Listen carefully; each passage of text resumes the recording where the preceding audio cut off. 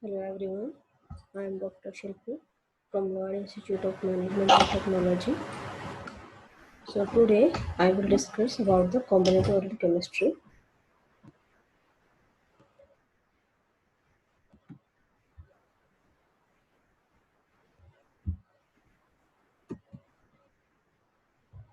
So it is a quick introduction about the combinatorial chemistry. It is a new method to synthesize a number of compounds in a short time. So it reduces the time and cost of producing a number of effective and marketable lead compounds.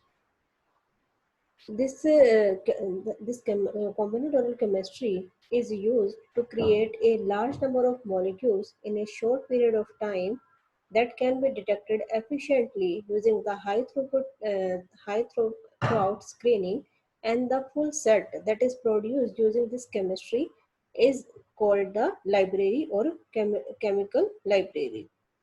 So this technique can be used by the pharmaceutical companies or by the biotechnology and the agrochemistry.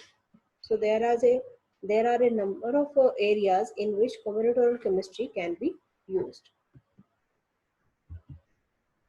This is the definition of the combinatorial chemistry. So combinatorial chemistry is a technique by which a large number of compounds that are different but have structurally similar are produced rapidly and submitted for the pharmacological assay. So this technique uses the same reaction conditions with the same reaction vessels to produce a large number of analogues. This is the basic difference between the conventional synthesis and the combinatorial chemistry. Using the conventional synthesis, only one molecule can be synthesized at a time. But using the combinatorial chemistry, a large number of molecules can be synthesized at one time. In the conventional synthesis, the synthesis, the purity, and the testing of molecule uh, have the basic The basic process that is used in the conventional synthesis is the making or synthesis, or then purity, then that is purification of the compound, and then testing for the pharmacological assay. But in the combinatorial chemistry, a large number of molecules are synthesized the first step, and they are tested for the pharmacological activity. If they found active against the target, after that, they are purified from the mixture. In the conventional synthesis, 100 of molecules can be synthesized in a month. But using the combinatorial chemistry, 1,000 of molecules can be synthesized in a month.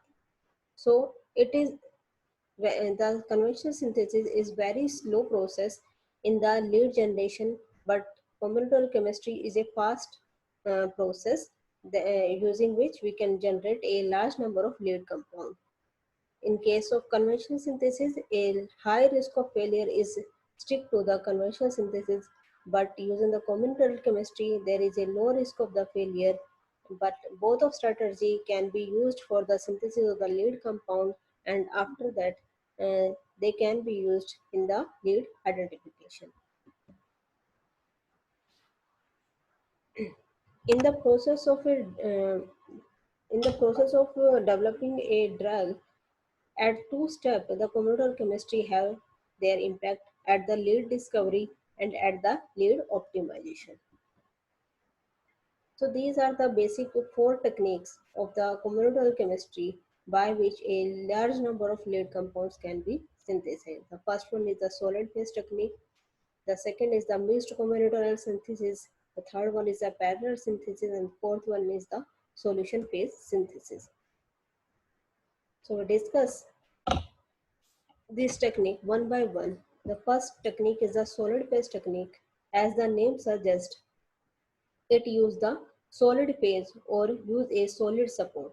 So the reactant are bound to a solid support, that is a polymeric surface or a reagent or a resin beads, and the final product after the synthesis is released at the end of synthesis. So what are the requirements which are used in the solid phase technique? The first requirement is the resin bead or a functionalized surface that as a solid support for the reactant. The second requirement is the anchor or linker, but the bond by which the substrate is linked to the linker that must be stable for the reaction conditions used in the synthesis. But as the this bond must be so unstable that it can be easily cleaved after the product formation. The third requirement is the protecting group for the functional group. These protecting groups are used for those functional groups that are not involved in the synthesis. So these are the some examples of the solid support which are used in the solid phase technique. The first one is the Merrifield resin. This Merrifield resin is a polystyrene bead that is cross-linked with 1% divinyl benzene.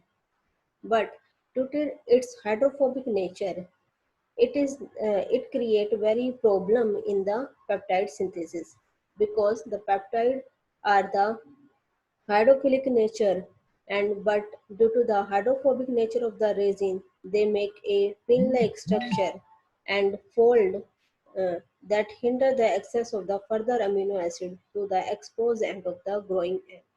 The second example is the Shepard polyamide resin that is more polar than the Merrifield resin. So the problem that is created with the Merrifield resin can be overcome with the Shepard polyamide resin. The third example is the Tangel resin. The Tangel resin is 80% polyethylene glycol that is grafted and cross-linked with the polystyrene, and it provides a environment like the ether and tetrahydrofuran. It is basically used for the synthesis of the non-peptides. So the shape of beads uh, or these resins can have the different shapes like the beads, the pin. In the pin structure, the surface area can get increased, and they can be also the functionalized glass surfaces, and these glass surfaces are very suitable for the synthesis of oligonucleotides. So the beads must be capable of swelling in the solvent that is used in the reactions and remain stable during the synthesis. The swelling of the resin is very important because most of the reactions that occur in the beads interior rather than on the surface. So after the swallowing, these resins involve the unfolding of the polymer chains that increase the movement of solvent and reagent in the interior of the bead where the reactions get occurs. The second requirement is the anchor or the linker. So the anchor or linker is a molecular moiety which is covalently attached to the solid support. It contains a reactive functional group that allow the attachment of the reactant, the first reactant.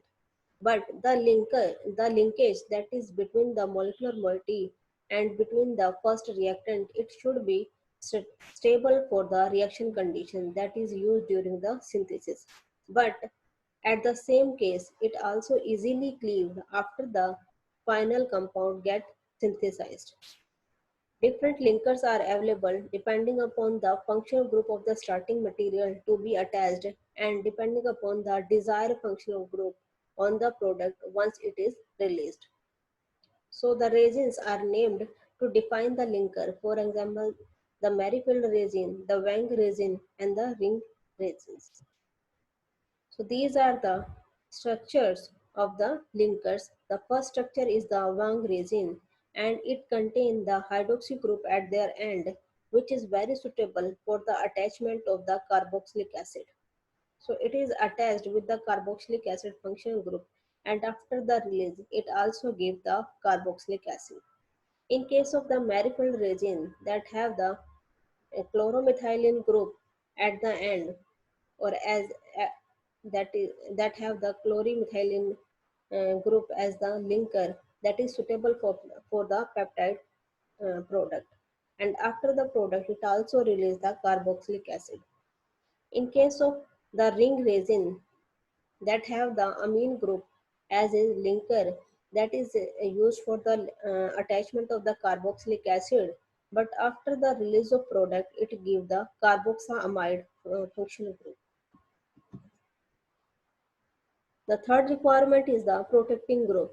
So the protecting group are the molecules that is very important to protect any reactive functional group that are not meant to react during the reaction sequence. If they are not protected using the protecting group, they can be undergo the undesirable side reactions that is not desired by the chemist. The protecting group should be stable to the reaction conditions, but they can be capable of being removed under the mild conditions once the synthesis is complete. A few protecting groups are used in the solid phase synthesis.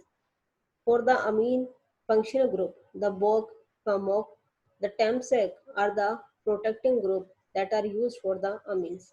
For the carboxylic acid, the tertiary butyl ester, the PEMEC ester, and the TEMSEC esters are used. This is the example of the peptide synthesis with the Merrifield resin. So you can see that the resin bead is linked with the linker, that is chloromethyl group, and it is react with the first amino acid, and the first amino acid, the amino group is further protected with the BOC group. After the attachment with the linker group, the BOC protecting group get deprotected using the trifluoroacetic acid, and after the deprotection, the second amino group is also coupled with the first reactant. In case of second amino group, the amine group is also protected. So this reactions or this coupling process is carrying out to give a chain of peptide, and after the completion of the synthesis, it get released from the solid support using the hydrofluoric acid. This is the second technique, that is mixed combinatorial chemistry. So the mixed combinatorial synthesis is used to produce a large variety of different analogues, but in this case only one reaction vessels is used, and these reaction vessels contain a mixture of compound, but it doesn't mean that one bead is used in throughout the process. It work on the one bead one compound concept, means one bead contain only one reactant and another reactant is linked with the another bead, so one bead give only one compound. If we does not work on this one by one compound concept, that in that case the mixture combinatorial chemistry gives only a lumps of the mixture unwanted product. The identity of the structure in each vessels are not known with the certainty.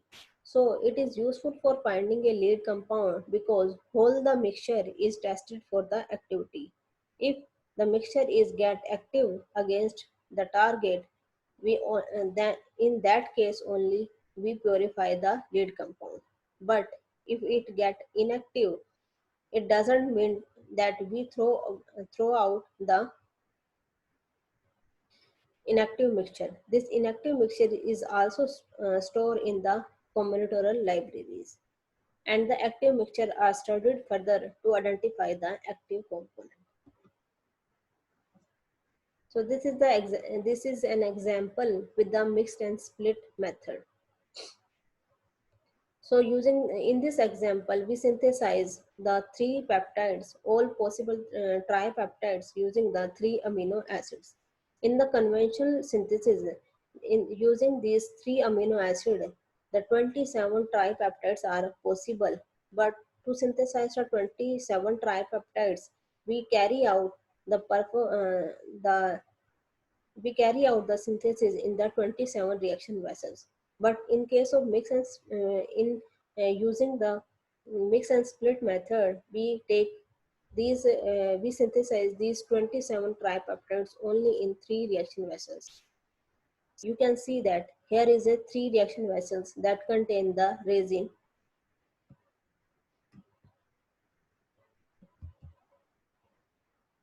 In the second step, we add the starting amino acid to the resin that is provided in each reaction mixture.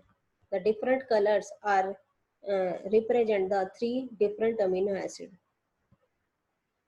Then these all the beads that contain the different amino acids get mixed down in a reaction vessels.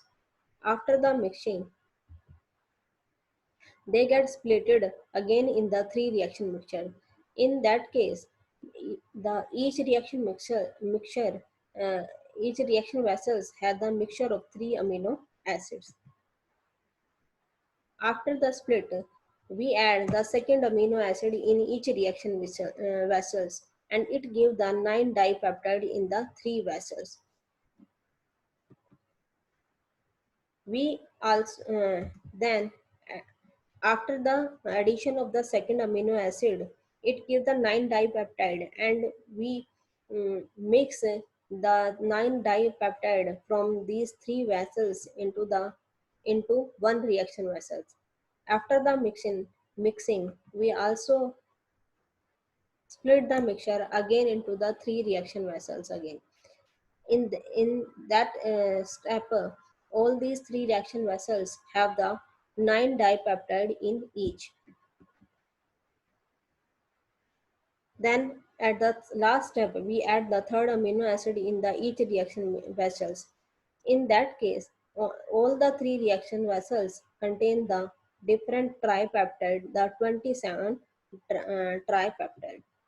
So you can see that how using the uh, using the mix and split method, we can synthesize the 27 tripeptide only using the three reaction vessels. So if we have the 20 amino acid, then we can synthesize a approximately 1 lakh hexapeptide in each vials using the mix and split method. The third step is the parallel synthesis. The third technique is the parallel synthesis. So what is the aim of parallel synthesis? The aim of parallel synthesis is to use the standard synthetic route to produce a large number of analog with a different structure in each reaction vessel's tube or well. So each well or vessel contain a single product.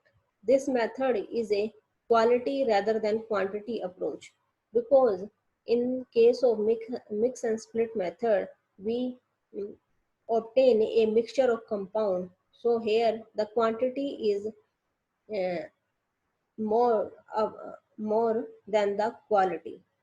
But in case of parallel synthesis, the quality is most than the quantity. The parallel synthesis can be carried out on the solid phase as well as in the solution. Here, the identity of each structure is known because all the reactions are performed in the different reaction vessels. So it is useful for produce a large number of analog that are used for the SAR or drug optimization study. So the parallel synthesis is very useful for the drug optimization process, whereas the mix and split process is useful for the drug uh, discovery or the lead discovery.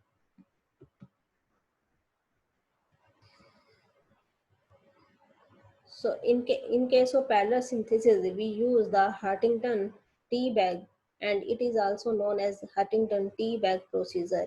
Each tea bag contains the bead and is labeled with its name. So the separate reactions are carried out on each tea bag.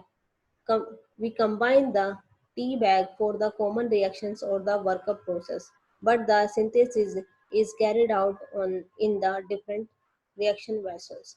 A single product is synthesized within each tea bag, and different products are formed in the different tea bag.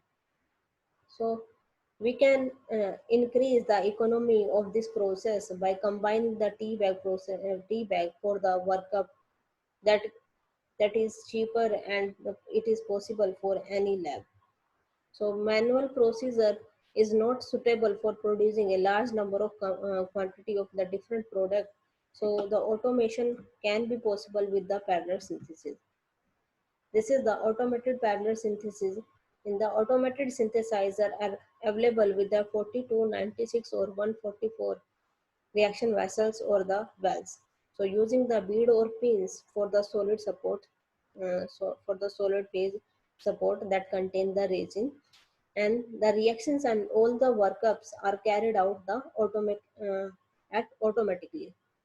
Same synthetic route used for each vessels but different reagents. And the purification can be carried out by the crystallization or the chromatography procedures.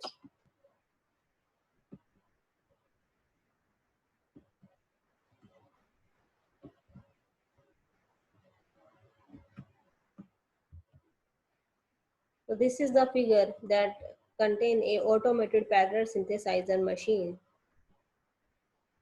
The other methods that use the solid phase or the parallel synthesis is the multi-pin synthesis. So in the multi-pin synthesis, the reaction vessels contain a brush-like structures, and these brushes are like the array of pins. At the end, these pins consist of bead that are linked with the suitable linkers. So the structure of these pins are like the lollipop. Here, on these lollipops, the synthesis get occur. These lollipop or the pins get inserted into the plate where the reagent and the solvents kept and continuously changed. This is the uh, figure that contain a one lollipop or the bead where the linker get attached with the pin, and these lollipop or the beads get inserted into the vessels that contain the solvent and the reagent. The next synthesis is the solution phase technique. In the solution phase technique, these reactions are the because in case of solid phase reactions are taken the time to develop and optimization the reaction conditions. Sometimes the reactions cannot ever be run on the solid support because of the poor yield, and for these reasons the solution phase chemistry is used for preparation of the combinatorial libraries. That is very important. So unlike the one bid one compound, the solution phase combinatorial chemistry lead a mixture of product. So, taking a example of the set of 10 amines that are reacted with the 10 acid chloride. They all are contained in one flask. The reaction conditions that are chosen for the reactions are chosen in such a way that no same molecule react. That is, there is no reaction between the amine and amine and with the acid chloride with the acid chloride. So there is only reaction between the amines and the acid chloride, not with each other. The reaction mixture, it give a mixture of 100 amides with each combination of amine and acid chloride, and it assumed that inactive amine did not interfere with the binding of active molecule. The resulting mixture could be tested for the activity. If the activity is found, that smaller subset of amines and chlorides can be tested to find out the structure that is responsible for the activity. So like this way, this is the acid chloride based test. Here the A1 is the first acid chloride that is reacted with a 10 set of 10 amines base test. So the first mixture contain all the possible compound that are possible with the first acid chloride and with the 10 amino and with the 10 amines. Likewise, the amine-based test, where the first amine react with all the three acid chloride and the first mixture contain all the possible compound that can be made with the amine and with the acid chloride. So in this way, we get a mixture of 100 amides that are synthesized with the 10 acid chloride and with the 10 amines. So, like the solid phase synthesis, the solution phase chemistry also used the support in form of soluble polymers. Here, we use the polyethylene glycol. So, polyethylene glycol can be provided in the liquid form or the solid form at the room temperature, depending upon the degree of polymerization. And it also shows a different varying degree of solubility in the aqueous or the organic solvents. The each molecule of polyethylene glycol have the hydroxy group at either end. In case of solution phase technique, one of the hydroxy group can be converted into the methyl ether, and one of the hydroxy group is um, used as a free hydroxy group to attach with the carboxylic acid, which is used in the synthesis. So at the one end, the methyl ether is present. At the second end, the carboxylic acid is make attached with this OH group. The final product can be separated using the chromatography. There are different support uh, can be used in the solution phase synthesis like the dendrimers, which are large and highly branched molecule with the terminal amino group that are used for the attachment of product. The second example is the liquid Teflon that consists of a long chain of difluorocarbon group that are attached with the silicon atoms. The resulting product can be extracted with the fluorocarbon solvent from the reaction mixture. So this is the example of UGI reactions, the multi-component UGI reaction that can be carried using the solution phase technique. In these reactions, the carboxylic acid is reacted with the amines and with the